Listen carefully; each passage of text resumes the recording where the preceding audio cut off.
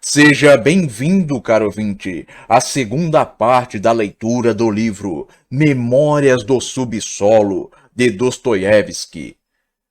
Antes de prosseguir nessa leitura, eu vou deixar um recado aqui para você, caro ouvinte. Se você quiser contribuir de forma voluntária com esse projeto, você poderá fazer isso através do Pix, que estará presente na descrição desse vídeo. Agora, retornando aqui para essa leitura e iniciando a segunda parte desse clássico da literatura mundial. Capítulo 5. Bem, acaso pode respeitar-se um pouco sequer o homem que tentou encontrar prazer mesmo no sentimento da própria abjeção? Ou seja, no sentimento da própria degradação, da própria infâmia, da própria canalice. Não digo isto agora devido a algum arrependimento melífluo. Caro ouvinte, melífluo é algo que remete àquilo que tem a doçura do mel, que corre como mel. Ou seja, o nosso personagem está aqui dizendo que não diz o que diz devido a algum arrependimento doce, algum arrependimento que o causou uma comoção, que o levou a ter uma certa doçura. Não, ele não diz isso. Agora, retornando para o texto. E, de modo geral, nunca suportei dizer: desculpe, papai, não vou mais fazer isto. Não porque eu fosse incapaz de dizê-lo, mas, ao contrário, justamente porque talvez fosse demasiado capaz disso, não é mesmo? Como que de propósito, acontecia-me ser levado a fazê-lo justamente quando não tinha qualquer culpa, nem sequer em pensamento. Isso já era a pior vilaneza.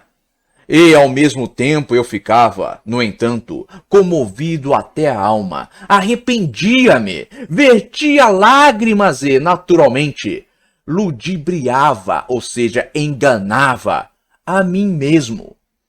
Embora absolutamente não fingisse. Era o coração que praticava, de certo modo, uma torpeza, ou seja, uma indignidade, uma infâmia. No caso, não se podia sequer culpar as leis da natureza, embora, realmente, as leis da natureza me ofendessem sempre, e mais que tudo, a vida inteira. Faz mal lembrar tudo isto, e naquele tempo também fazia mal. Com efeito, ao cabo de 1 minuto, mais ou menos, já me acontecia perceber, enraivecido, que todos aqueles arrependimentos, todos aqueles estados comovidos, aquelas juras de regeneração, eram mentira, uma repugnante e afetada mentira. Mas perguntai, para que me mutilava e me atormentava assim? Resposta: porque era muito enfadonho, ou seja, era muito tedioso, era muito cansativo, ficar sentado, de braços cruzados. Lançava-me, então, nas minhas escapatórias. Realmente era assim. Observai-vos melhor, senhores, e compreendereis que assim é. Imaginava, para mim mesmo, aventuras e inventava uma vida para viver ao menos de algum modo. Quantas vezes me aconteceu, por exemplo, ficar ofendido não por um motivo determinado, mas intencionalmente. Eu mesmo sabia, por vezes, que me ofendera por nada, que aceitara voluntariamente a ofensa. Mas essas coisas levam a pessoa a tal estado que, por fim, ela realmente fica ofendida. A vida toda algo me arrastava a fazer esses trejeitos, a tal ponto que acabei perdendo o poder sobre mim mesmo. De outra feita quis por força apaixonar-me. Isto me aconteceu 2 vezes. E realmente sofri, meus senhores, asseguro-vos. No fundo da alma, não acreditamos estar sofrendo. Há uma zombaria que desponta, mas assim mesmo sofria de verdade. Tinha ciúmes, ficava fora de mim. E tudo isso por enfado, senhores. Por tédio, senhores. unicamente por enfado, ou seja, por tédio. A inércia me esmagara, ou seja, caro ouvinte, a inanição me esmagara, o repouso me esmagara. Com efeito, o resultado direto e legal da consciência é a inércia, isto é, o fato de ficar conscientemente sentado de braços cruzados. Já aludi a isto há pouco. Repito com insistência. Todos os homens diretos e de ação são ativos justamente por serem parvos e limitados. Ou seja, tolos e limitados. Como explicá-lo? Do seguinte modo, em virtude de sua limitada inteligência, tomam as causas mais próximas e secundárias pelas causas primárias e, deste modo, se convencem mais depressa e facilmente que os demais de haver encontrado o fundamento indiscutível para a sua ação e, então, se acalmam. E isto é de fato o mais importante. Para começar a agir, é preciso, de antemão, estar de todo tranquilo, não conservando quaisquer dúvidas. E como é que eu, por exemplo, me tranquilizarei? Onde estão as minhas causas primeiras, em que me apoie? Onde estão os fundamentos? Onde irei buscá-los? Faço exercício mental e, por conseguinte, em mim, cada causa primeira arrasta imediatamente atrás de si outra, ainda anterior, e assim por diante, até o infinito. Tal é, de fato, a essência de toda a consciência, do próprio ato de pensar. E assim chegamos de novo às leis da natureza. E qual é, afinal, o resultado? Exatamente o mesmo.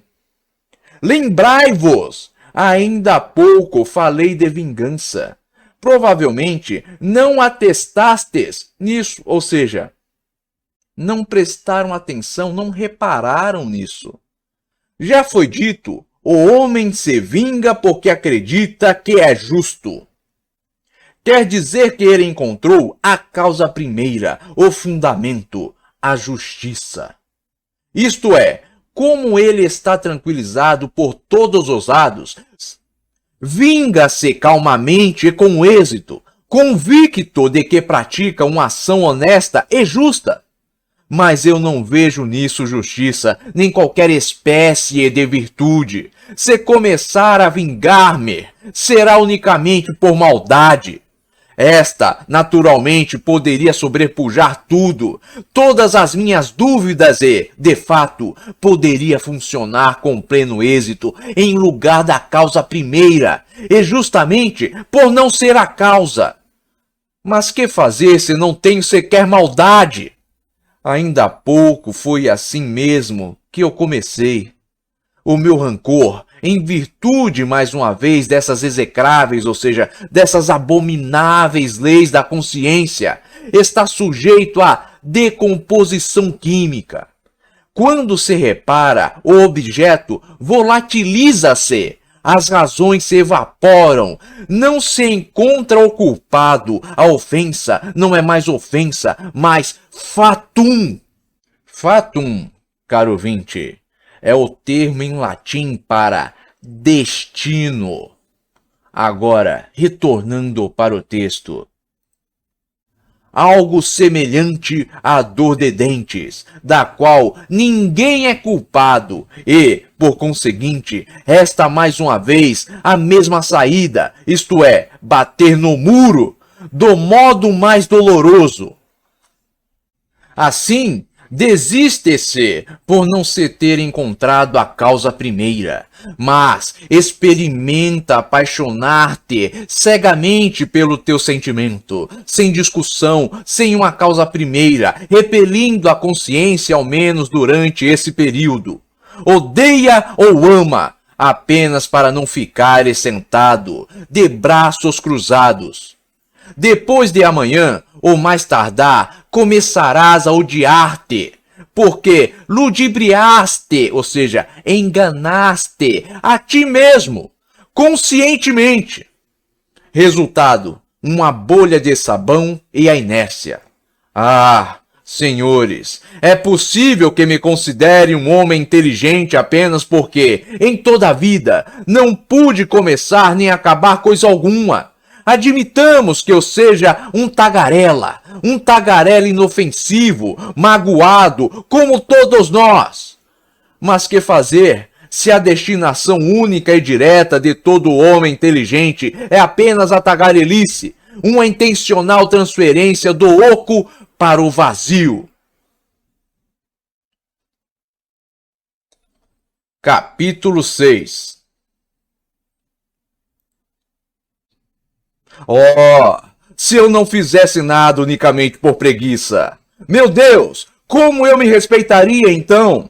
Respeitar-me-ia justamente porque teria a capacidade de possuir em mim, ao menos, a preguiça. Haveria, pelo menos, uma propriedade como que positiva, e da qual eu estaria certo. Pergunta: quem é? Resposta: um preguiçoso. Seria muito agradável ouvir isto a meu respeito. Significaria que fui definido positivamente. Haveria o que dizer de mim: preguiçoso.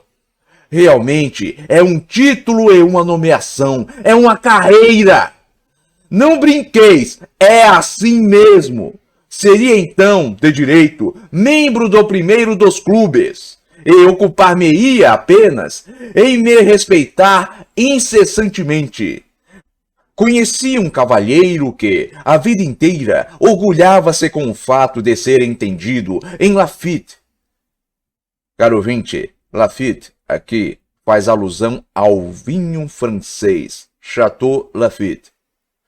Agora, retornando para o texto, ele considerava isso sua qualidade positiva e nunca duvidava de si. Morreu com a consciência não só tranquila, mas triunfante até, e tinha toda a razão. E eu poderia, neste caso, escolher uma carreira para mim. Seria preguiçoso e comilão. Não do tipo comum, mas, por exemplo, dos que comungam com tudo o que é belo e sublime. Que tal? Há muito que isto me vem à mente. Este belo e sublime apertou-me com força a base do crânio aos 40 anos. Sim, foi aos 40 anos. Mas agora, agora seria diferente. Imediatamente eu encontraria também o setor correspondente de atividade, ou, para ser mais exato, beber a saúde de tudo o que é belo e sublime. Eu me agarraria a toda oportunidade para, em primeiro lugar, verter uma lágrima na minha taça e, a seguir, esvaziá-la, em intenção de tudo o que fosse belo e sublime. Haveria de encontrar este belo e sublime até na mais ignóbil, ou seja, até na mais deplorável, na mais indiscutível das porcarias, e transformaria em belo e sublime tudo o que existisse no mundo. Tornar-me-ia lacrimejante como uma esponja molhada. Um pintor, por exemplo, pinta um quadro de Gué. Caro ouvinte, Gué aqui faz alusão ao pintor francês do século XIX, Julien Michel Gué. Agora, prosseguindo, Vésperas Secretas, exibido em 1863 na Exposição de Outono da Academia de Belas Artes, e que provocou grandes discussões na imprensa, devido ao tratamento original, realista, de um tema religioso. Imediatamente eu beberia a saúde do pintor que realizou o quadro de Gué, porque amo o que é belo e sublime. Um autor escreve como apraz a cada um, ou seja, como satisfaz, como convém, como deleita a cada um. Aqui, caro ouvinte, essa frase faz alusão ao artigo de Mikhail Saltykov-Shchedrin, escritor e satirista russo do século XIX, que escreveu um artigo chamado Como Apraz a Cada Um, e publicou na revista Sovriemierik, que traduzida significa O Contemporâneo, em 1863, onde fez uma crítica positiva sobre o quadro de Gué. Agora, retornando para o texto. Imediatamente eu beberia a saúde de cada um, porque amo tudo o que é belo e sublime. E exigiria por isto respeito a mim mesmo, e perseguiria quem não me tributasse este respeito. Vivesse com tranquilidade, morresse solenemente. É o encanto, um verdadeiro encanto. E eu criaria então um tal barrigão, armaria um tal queixo tríplice, elaboraria um tal nariz de sândalo, ou seja, um nariz, sabe, arrebitado, empinado, que todo transeunte diria, olhando para mim: este é que é o figurão, isto é que é um verdadeiro e positivo. Seja o que quiserdes, mas é agradabilíssimo ouvir opiniões assim em nosso século de negação, meus senhores. Capítulo 7. Mas tudo isto são sonhos dourados. Dizei-me, quem foi o primeiro a declarar, a proclamar que o homem comete ignomínias, ou seja, indecências, unicamente por desconhecer os seus reais interesses, e que bastaria instruí-lo, abrir-lhe os olhos para os seus verdadeiros e normais interesses, para que ele imediatamente deixasse de cometer essas ignomínias e se tornasse, no mesmo instante, bondoso e nobre.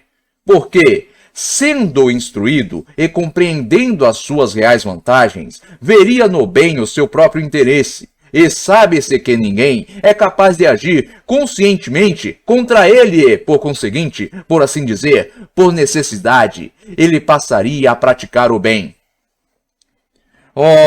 Criancinha de peito!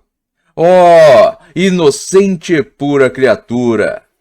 Mas, em primeiro lugar, quando foi que aconteceu ao homem, em todos estes milênios, agir unicamente em prol de sua própria vantagem?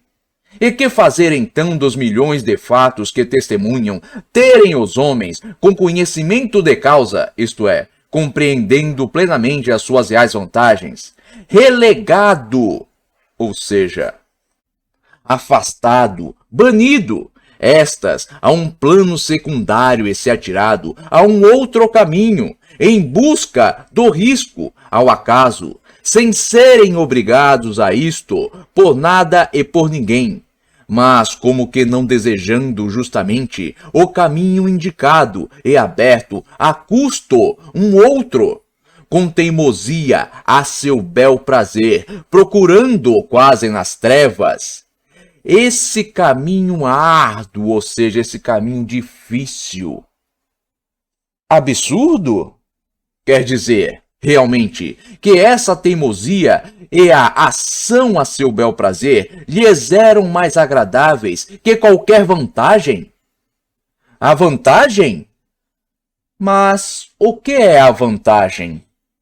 Aceitais acaso a tarefa de determinar com absoluta precisão em que consiste a vantagem humana? E se porventura acontecer que a vantagem humana, alguma vez, não apenas pode, mas deve até consistir justamente em que, em certos casos, desejamos para nós mesmos o prejuízo e não a vantagem? E, se é assim, se pelo menos pode existir tal possibilidade, toda a regra fica reduzida a nada. O que achais? Acontecem tais casos? Estais rindo? Ride, meus senhores, mas respondei-me apenas: estarão computadas com absoluta exatidão as vantagens humanas? Ou seja, caro ouvinte, será que estarão calculadas com absoluta exatidão as vantagens humanas? Será? Agora, retornando para o texto, não existirão algumas que não apenas não se enquadraram, mas nem podem enquadrar-se em qualquer classificação? Pois, senhores, no que me é dado conhecer, levantastes todo o vosso cadastro das vantagens humanas, calculando a média a partir das cifras estatísticas e das fórmulas científicas e econômicas. As vossas vantagens são o bem-estar, a riqueza, a liberdade, a tranquilidade, etc, e etc. De modo que o homem que se declarasse, por exemplo, consciente e claramente contra todo esse cadastro, seria, na vossa opinião, e naturalmente na minha também, um obscurantista ou um demente completo, não é verdade? Mas eis o que é surpreendente. Porque sucede que todos esses estatísticos, mestres de sabedoria e amantes da humanidade, ao computar as vantagens humanas, deixam de mencionar uma delas? Nem sequer a incluem no computo, ou seja, no cálculo, na forma em que deve ser tomada. Mas é disso que depende todo o cálculo. Não seria grande desgraça tomar essa vantagem também e incluí-la na lista? Mas a ruína está justamente em que esta vantagem complicada não cabe em nenhuma classificação e não se enquadra em nenhuma lista. Tenho, por exemplo, um amigo.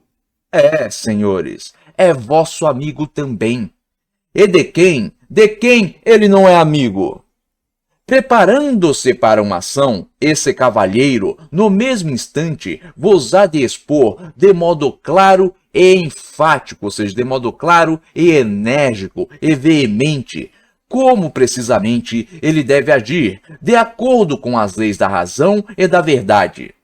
Mas ainda, perturbada e apaixonadamente, há de vos falar dos reais e normais interesses humanos. Censurará, troçando, ou seja, brincando, dos míopes e estúpidos que não compreendem as suas vantagens nem o verdadeiro significado da virtude. E, passado exatamente um quarto de hora, sem qualquer pretexto súbito exterior, mas devido a algo interior mais forte que todos os seus interesses, há de ter uma saída completamente diversa, isto é, investirá claramente contra aquilo de que ele mesmo falava, contra as leis da razão, contra a sua própria vantagem, bem, numa palavra, contra tudo.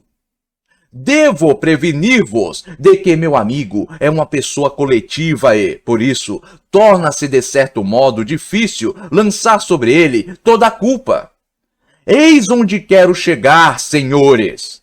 Não existirá, de fato, e eu digo isto para não transgredir a lógica, ou seja, para não infringir, para não violar a lógica. Algo que seja a quase todos mais caro que as maiores vantagens. Justamente a vantagem omitida, ou seja, escondida, aquela de que se falou ainda há pouco. Mais importante e preciosa que todas as demais e pela qual o homem, se necessário, esteja pronto a ir contra todas as leis, isto é, contra a razão, a honra, a tranquilidade, o bem-estar, numa palavra, contra todas estas coisas belas e úteis, só para atingir aquela vantagem primeira, a mais preciosa. E que lhe é mais cara que tudo? Bem, assim mesmo, sempre é uma vantagem. Vós me interrompeis? Perdão, ainda teremos uma explicação. E o caso não está num jogo de palavras, mas em que essa vantagem é admirável justamente por destruir continuamente todas as nossas classificações e sistemas elaborados pelos amantes da espécie humana para a felicidade desta. Numa palavra, é muito incômoda. Mas, antes de eu vos nomear essa vantagem, quero comprometer-me pessoalmente e, por isso, proclamo com insolência, ou seja, com atrevimento, com audácia, que todos esses belos sistemas, todas essas teorias para explicar a humanidade os seus interesses verdadeiros, normais, a fim de que ela, ansiando inexoravelmente, ou seja, inevitavelmente, por atingir essas vantagens, se torne de imediato bondosa e nobre. Por enquanto, tudo isso não passa, a meu ver, de pura logística. Sim, logística! Sem dúvida, afirmar essa teoria da renovação de toda a espécie humana por meio do sistema das suas próprias vantagens é, a meu ver, quase o mesmo.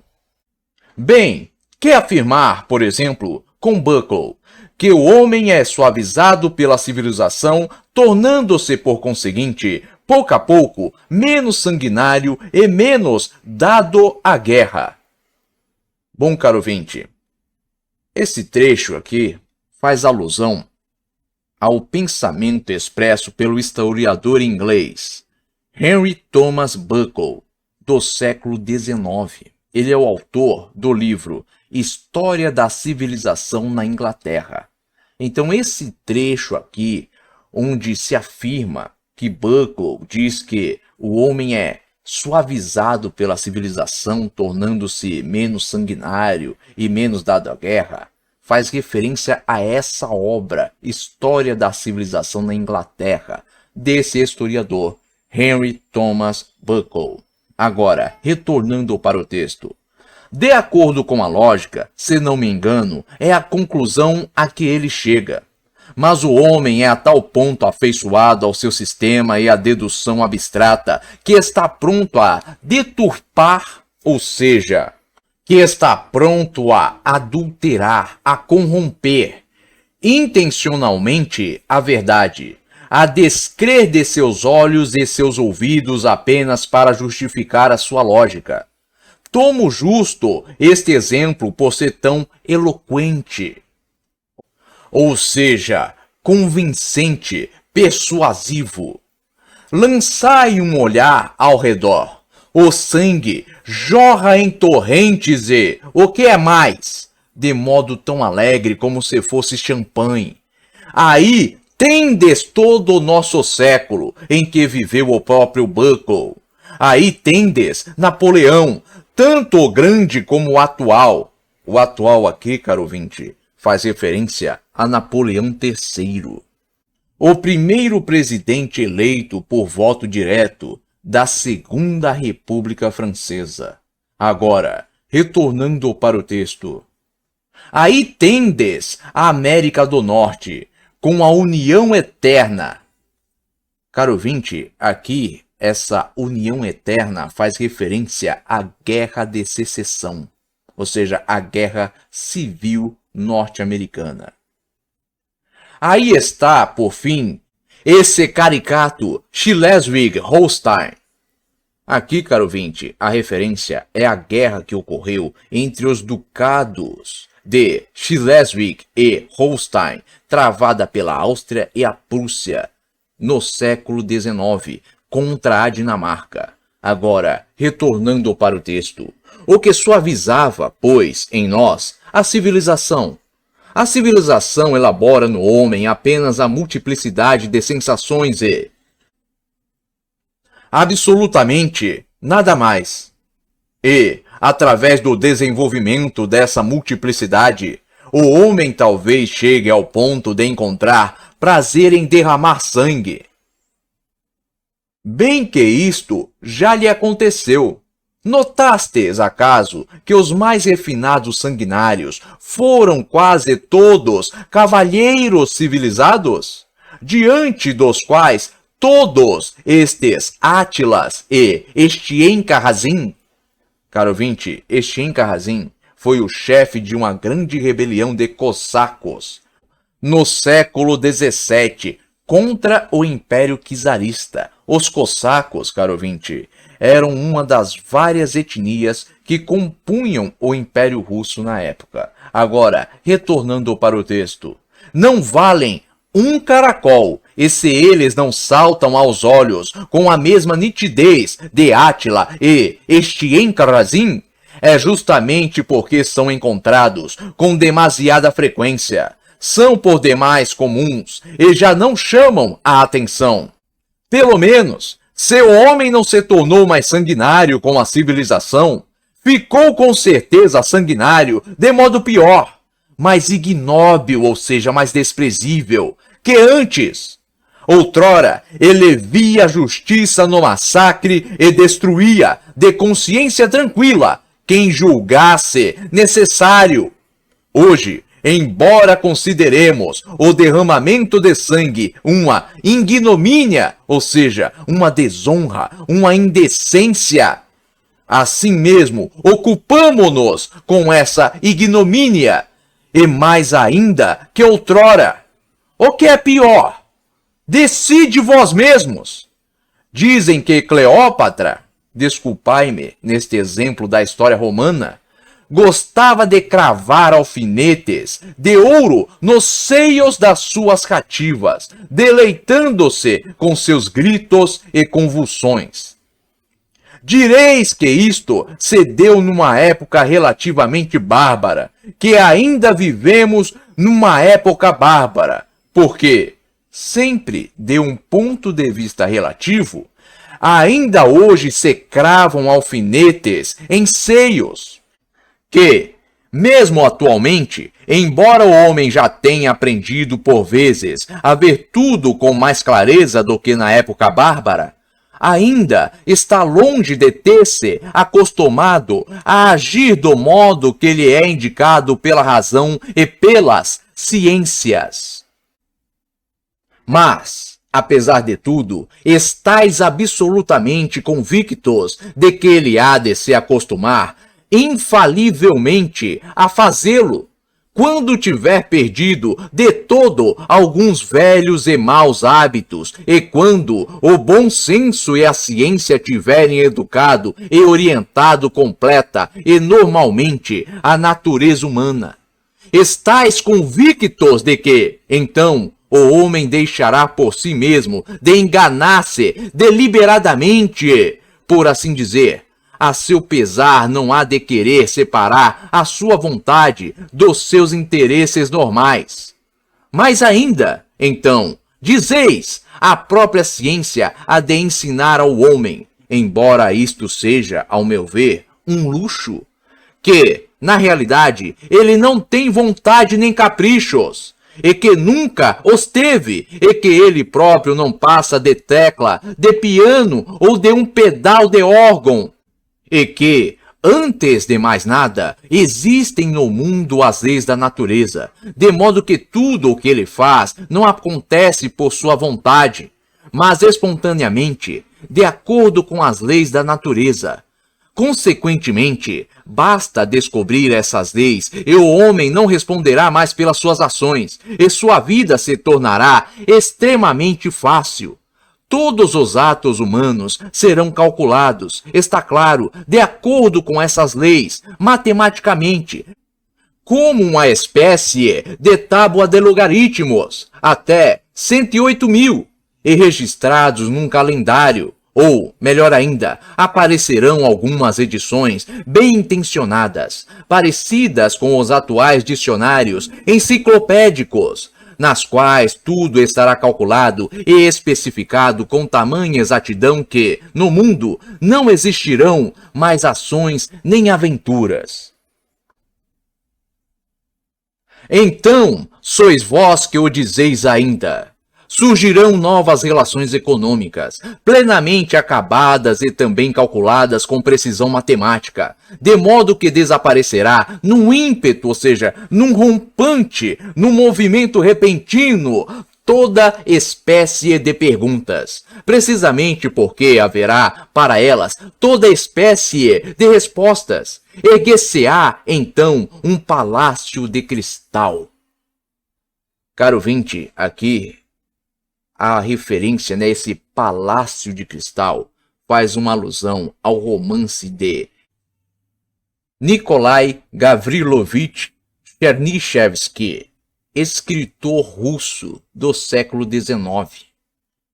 Chernyshevsky foi um revolucionário russo, filósofo materialista, crítico e socialista. A alusão aqui, a referência, é ao romance Que Fazer, de Chernyshevsky, lançado em 1863. Nessa obra, nesse romance, existe um palácio de ferro e cristal e se descreve um sonho sobre a futura sociedade socialista. Acredita-se que esse episódio certamente foi inspirado pelo Palácio de Cristal erguido no Hyde Park de Londres em 1851 para uma exposição internacional e sobre a qual Dostoiévski escreveria mais extensamente em Notas de Inverno sobre Impressões de Inverno no capítulo 5. Agora, retornando para o texto. Então, bem, em suma, há de chegar o reino da abundância. Literalmente, há de chegar a ave Kagan, isto é, o pássaro de fogo da tradição tártara. Caro ouvinte, os tártaros eram uma das várias etnias que compunham o Império Russo na época, e o pássaro de fogo pertencia ao folclore dessa etnia. Ele representava um ser mágico, brilhante de uma terra distante, que ao mesmo tempo era uma bênção e um portador de desgraça ao seu captor. De acordo com o folclore, ele poderia se comunicar com os seres humanos e prever o futuro, assim como lançar ilusões em quem ele considerasse desonrado.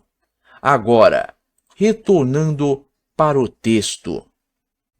Naturalmente, não se pode, de modo algum, garantir, desta vez, sou eu que o digo, que então tudo não seja terrivelmente enfadonho, ou seja, que não seja terrivelmente maçante, tedioso.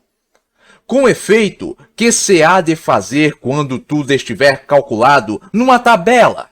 Mas, em compensação, tudo será extremamente sensato. É verdade, porém, o que não se há de inventar por fastio, ou seja, por desgosto. Realmente, os alfinetes de ouro são enfiados em seios também por fastio. Mas tudo isso não teria importância. O ruim, ainda sou eu que o digo, é que as pessoas então talvez se sintam felizes com alfinetes de ouro. Pois o homem é estúpido, de uma estupidez fenomenal. Melhor, embora ele não seja de todo nécio, ou seja, boçal, não há nada no mundo que seja tão ingrato. Realmente, eu, por exemplo, não me espantaria nem um pouco se, de repente, em meio a toda a sensatez futura, surgisse algum cavalheiro de fisionomia pouco nobre, ou melhor, retrógrada e zombeteira, e pusesse as mãos na cintura, dizendo a todos nós: pois bem, meus senhores, não será melhor dar um pontapé em toda esta sensatez, unicamente a fim de que todos esses logaritmos vão para o diabo, e para que possamos mais uma vez viver de acordo com a nossa estúpida vontade? Isto ainda não seria nada. Mas, lamentavelmente, ele encontraria sem dúvida alguns adeptos. Assim é o homem. E tudo isso devido à mais fútil das causas, a qual, parece, quase nem valeria a pena referir-se. Tudo precisamente porque o homem, seja ele quem for, sempre e em toda parte gostou de agir a seu bel prazer e nunca segundo lhe ordenam a razão e o interesse. Pode-se desejar ir contra a própria vantagem e, às vezes, decididamente se deve. Isto já é uma ideia minha. Uma vontade que seja nossa, livre, um capricho nosso, ainda que dos mais absurdos, nossa própria imaginação, mesmo quando excitada até a loucura. Tudo isto constitui aquela vantagem das vantagens que deixei de citar, que não se enquadra em nenhuma classificação e devido à qual todos os sistemas e teorias se desmancham continuamente, com todos os diabos. E de onde concluíram todos esses sabichões que o homem precisa de não sei que vontade normal, virtuosa? Como foi que imaginaram que ele, obrigatoriamente, precisa de uma vontade sensata, vantajosa? O homem precisa unicamente de uma vontade independente, custe o que custar, essa independência eleve aonde levar. Bem, o diabo sabe o que é essa vontade.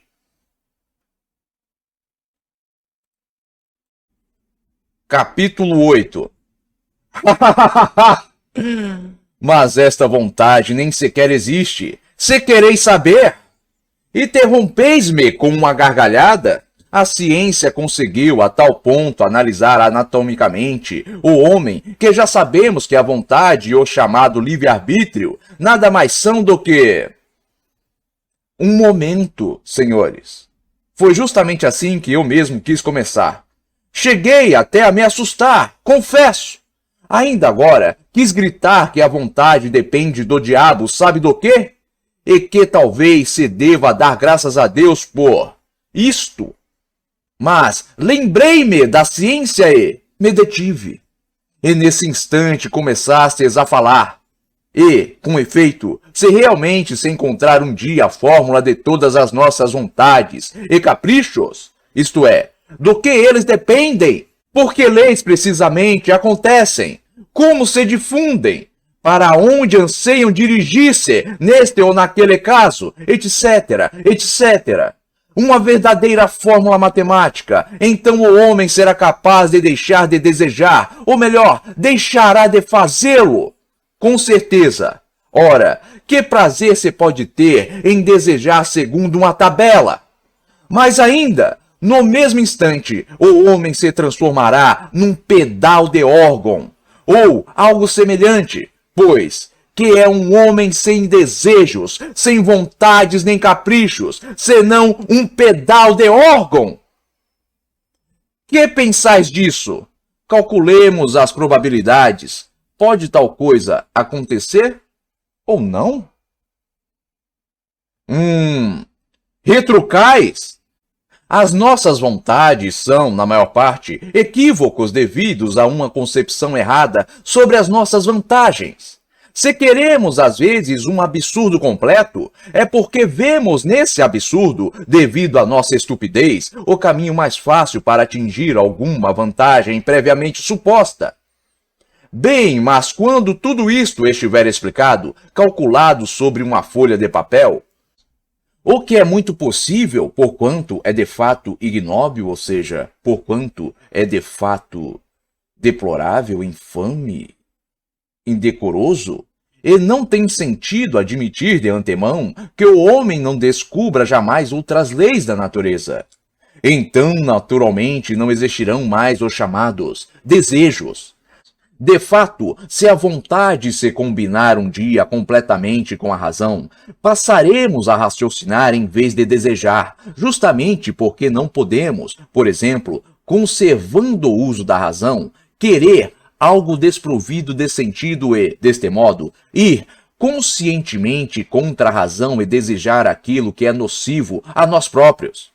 E visto que todas as vontades e todos os raciocínios podem ser realmente calculados, pois, algum dia, hão de se descobrir as leis do nosso suposto livre-arbítrio, então, deixando-se de lado as brincadeiras, será possível elaborar uma espécie de tabela, e nós passaremos realmente a desejar de acordo com esta. Se, por exemplo, efetuados uns cálculos, me demonstrarem que, se eu fiz uma figa... Caro ouvinte, observe, a figa na Rússia é um gesto que tem um sentido ofensivo. Agora, retornando para o texto, a uma determinada pessoa, foi porque deveria fazê-lo, irremissivelmente, ou seja, imperdoavelmente, fatalmente, De tal ou qual modo, então, o que sobrará de livre em mim? Sobretudo, se sou um sábio e terminei um curso de ciências em alguma parte? Nesse caso, poderei calcular de antemão toda a minha vida, por um prazo de 30 anos. Numa palavra, mesmo que isto se arranje, nada mais teremos a fazer. Será preciso aceitar tudo, de qualquer modo. E, em geral, devemos repetir a nós mesmos, sem descanso, que, impreterivelmente, ou seja, indispensavelmente, obrigatoriamente, em tal momento e em tais circunstâncias, a natureza não nos consulta, que é preciso aceitá-la tal como ela é, e não como nós a imaginamos. E, se realmente ansiamos por uma tabela e um calendário, bem, e mesmo por uma retorta, ou seja, mesmo por uma distorção, por uma coisa torta, distorcida, neste caso, que fazer? É preciso aceitar também a retorta, senão ela vai impor-se prescindindo de nós, ou seja, ela vai impor-se dispensando de nós. Sim, mas nisso é que aparece, a meu ver, uma vírgula. Desculpai-me, senhores, por ter me enredado, ou seja, por ter me enrolado, me perdido em filosofias. Isto se deu por causa dos meus 40 anos de subsolo. Permiti-me fantasiar um pouco.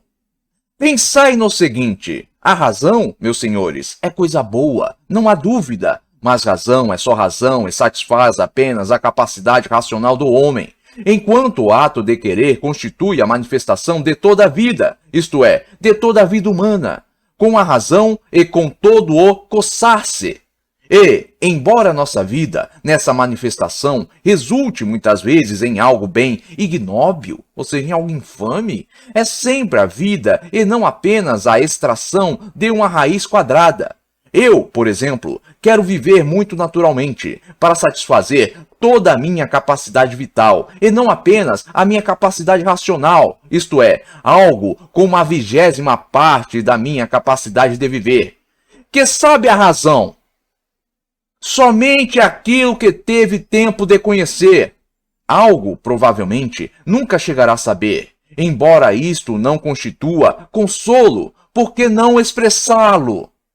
Enquanto a natureza humana age em sua totalidade, com tudo o que nela existe de consciente e inconsciente, e, embora minta, continua vivendo. Suspeito, senhores, que me olhais com certa compaixão. Repetis que é impossível a um homem culto e desenvolvido, numa palavra, a um homem que será o do futuro, querer conscientemente algo desvantajoso para si. Isso é matemático.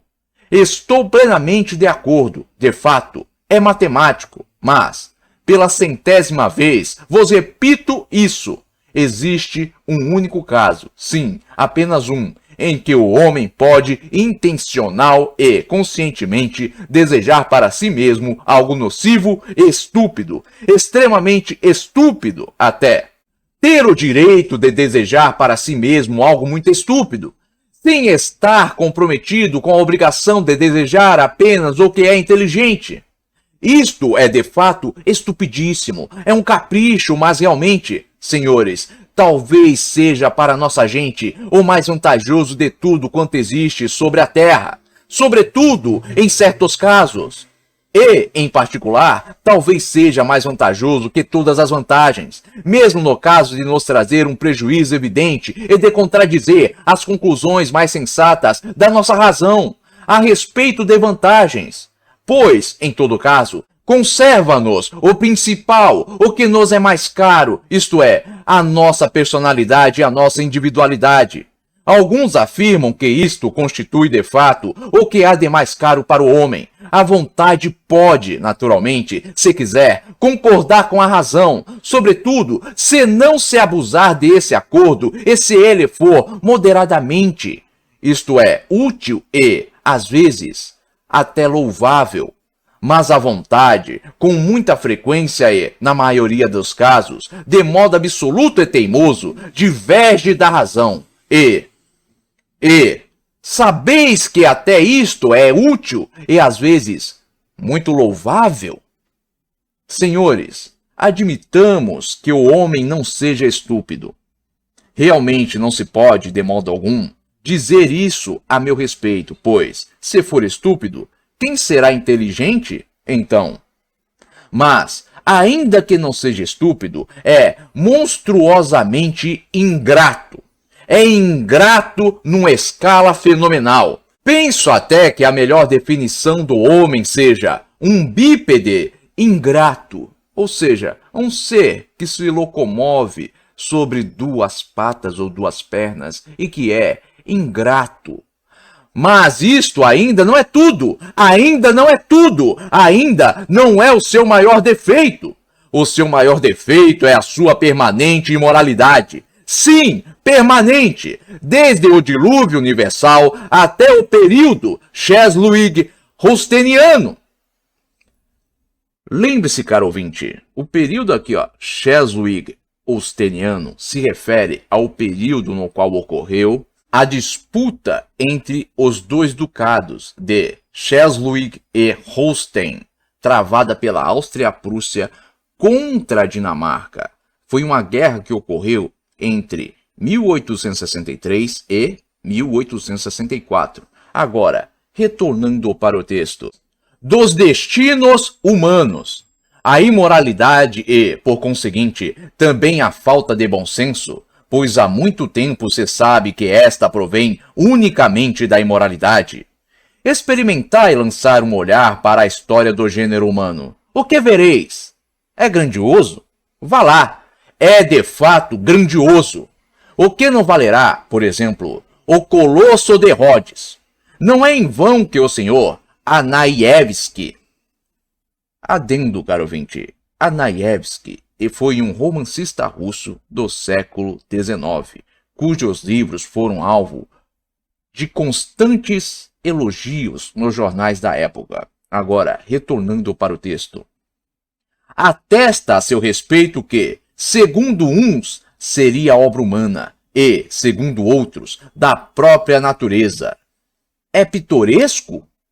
Vá lá, é pitoresco de fato, ou seja, é vivo, é cintilante, é ornado de imagens, ou seja, é digno de ser pintado. Basta examinar, em todos os séculos em relação a todos os povos, os uniformes de gala usados por militares e civis. O que não valerá tudo isso? E o mesmo acontece com os uniformes de serviço. Nenhum historiador resistirá à tentação de descrevê-los. É monótono, ou seja, é tedioso, é enfadonho, é maçante? Vá lá, de fato é monótono. Luta-se e luta-se. Luta-se atualmente, já se lutou outrora e tornar-se-á a lutar ainda mais. Concordai comigo, é até demasiado monótono. Numa palavra, pode-se dizer tudo da história universal, tudo quanto possa ocorrer à imaginação mais exaltada. Só não se pode dizer o seguinte, que é sensata. A vez de engasgar na primeira palavra. E aí está até o que a todo momento se dá. Surgem continuamente homens de bons costumes, sensatos, sábios e amantes da espécie humana, que têm justamente como objetivo portar-se a vida toda do modo mais moral e sensato, iluminar, por assim dizer, com a sua pessoa o caminho para o próximo, e precisamente para demonstrar a este que, de fato, se pode viver de modo moral e sensato.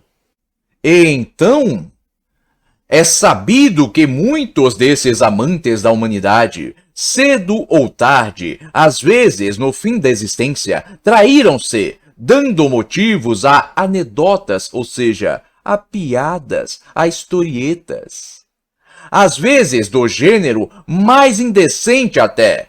Pergunto-vos, agora, o que se pode esperar do homem, como criatura provida de tão estranhas qualidades? Podeis cobri-lo de todos os bens terrestres, afogá-lo em felicidade, de tal modo que apenas umas bolhazinhas apareçam na superfície desta, como se fosse a superfície da água? Dar-lhe tal fartura do ponto de vista econômico que ele não tenha mais nada a fazer a não ser dormir, comer pão de ló e cuidar da continuação da história universal. Pois mesmo neste caso o homem, unicamente por ingratidão e pasquinada, ou seja, unicamente por ingratidão e por crítica mordaz, crítica ácida, por um comportamento corrosivo, há de cometer alguma ignomínia, ou seja, alguma desonra, alguma indecência.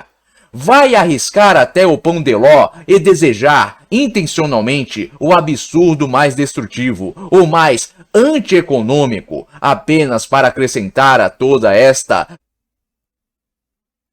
sensatez positiva o seu elemento fantástico e destrutivo. Desejará conservar justamente os seus sonhos fantásticos, a sua mais vulgar estupidez, só para confirmar a si mesmo, como se isto fosse absolutamente indispensável, que os homens são sempre homens e não teclas de piano, que as próprias leis da natureza tocam e ameaçam tocar de tal modo que atinjam um ponto em que não se possa desejar nada fora do calendário. Mas ainda, mesmo que ele realmente mostrasse ser uma tecla de piano, mesmo que isto lhe fosse demonstrado por meio das ciências naturais e da matemática, ainda assim ele não se tornaria razoável e cometeria intencionalmente alguma inconveniência, apenas por ingratidão e justamente para insistir na sua posição. E, no caso de não ter meios para tanto, inventaria a destruição e o caos, inventaria diferentes sofrimentos e, apesar de tudo, insistiria no que é seu. Lançaria a maldição pelo mundo e, visto que somente o homem pode amaldiçoar, é um privilégio seu, a principal das qualidades que o distinguem dos outros animais. Provavelmente, com a mera maldição, alcançaria o que lhe cabe. Continuaria convicto de ser um homem e não uma tecla de piano. Se me disserdes que tudo isso também se pode calcular numa tabela, o caos, a treva, a maldição, de modo que a simples possibilidade de um cálculo prévio vai deter tudo, prevalecendo a razão, vou responder-vos que o homem se tornará louco intencionalmente para não ter razão e insistir no que é seu. Creio nisto, respondo por isto, pois, segundo parece, toda obra humana realmente consiste apenas em que o homem, a cada momento, demonstre a si mesmo que é um homem e não a tecla, ainda que seja com os próprios costados, ou seja, com os próprios dorsos, com as próprias costas, mas que o demonstre, ainda que seja como um troglodita, mas que demonstre. E, depois disso, como não pecar? Como não louvar o fato de que isto ainda não exista e que a vontade ainda dependa, o diabo sabe de quê? Gritais, se ainda vos dignais a dirigir meu grito, que, no caso, ninguém me priva da minha vontade, que todos se afanam, ou seja, que todos se roubam, a fim de que, por si mesma, por própria iniciativa, minha vontade coincida com os meus interesses normais, com as leis da natureza e com a aritmética. Senhores, como é que se pode ter, no caso, sua própria vontade, quando se trata da tabela e da aritmética? Quando está em movimento apenas o 2 e 2 são 4. 2 e 2 são 4, mesmo sem a minha vontade. Acontece, porventura, uma vontade própria deste tipo? Bom, caro ouvinte, eu encerro por aqui o capítulo 8 e, com isso, a segunda parte dessa obra. A terceira parte será lançada no dia 24 de maio. às 18 horas.